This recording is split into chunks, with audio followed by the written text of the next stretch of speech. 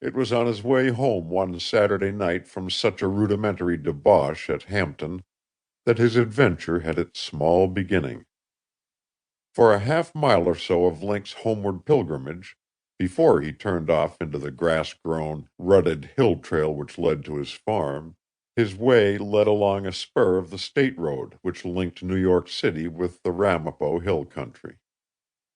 And here, as Link swung glumly along through the springtide dusk, his ears were assailed by a sound that was something between a sigh and a sob, a sound as of one who tries valiantly to stifle a whimper of sharp pain. Ferris halted, uncertain, at the road edge, and peered about him.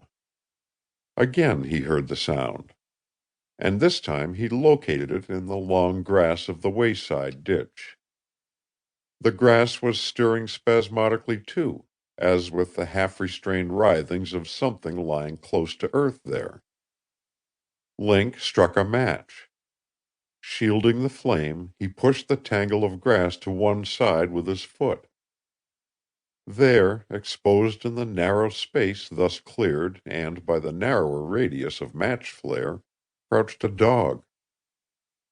The brute was huddled in a crumpled heap, with one foreleg stuck awkwardly out in front of him at an impossible angle.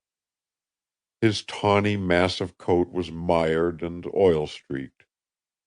In his deep-set brown eyes burned the fires of agony.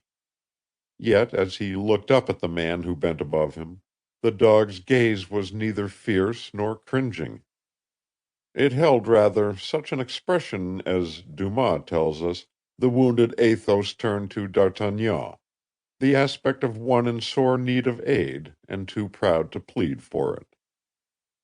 Link Ferris had never heard of Dumas, nor of the immortal musketeer. None the less, he could read that look, and it appealed to him as no howl of anguish could have appealed. He knelt beside the suffering dog and fell to examining his hurts. The dog was a collie, beautiful of head, sweepingly graceful of line, powerful and heavy-coated. The mud on his expanse of snowy chest frill and the grease on his dark brown back were easy to account for, even to Link Ferris's none too keen imagination. Link, in his own occasional trudges along this bit of state road, had often seen costly dogs in the tonneaus of passing cars. He had seen several of them scramble frantically to maintain their footing on the slippery seats of such cars, when chauffeurs took the sharp curve just ahead at too high speed.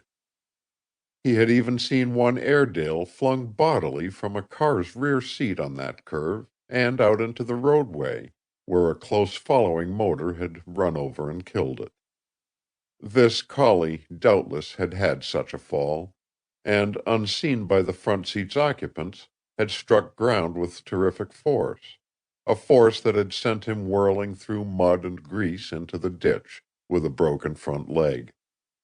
How long the beast had lain there, Link had no way of guessing, but the dog was in mortal agony, and the kindest thing to do was to put him out of his pain.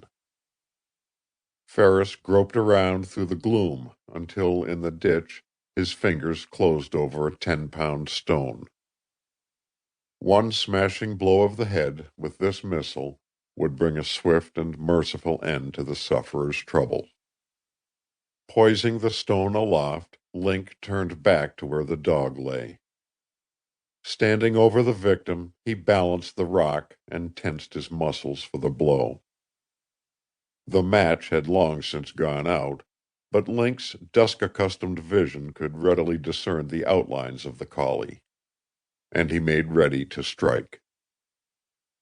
Then, perhaps it was the drink playing tricks with Ferris's mind, it seemed to him that he could still see those deep-set dark eyes staring up at him through the murk, with that same fearless and yet piteous look in their depths. It was a look that the brief sputter of matchlight had photographed on Link's brain. I ain't got the heart to swat you while you keep looking that way at me," he muttered half aloud, as if to a human companion.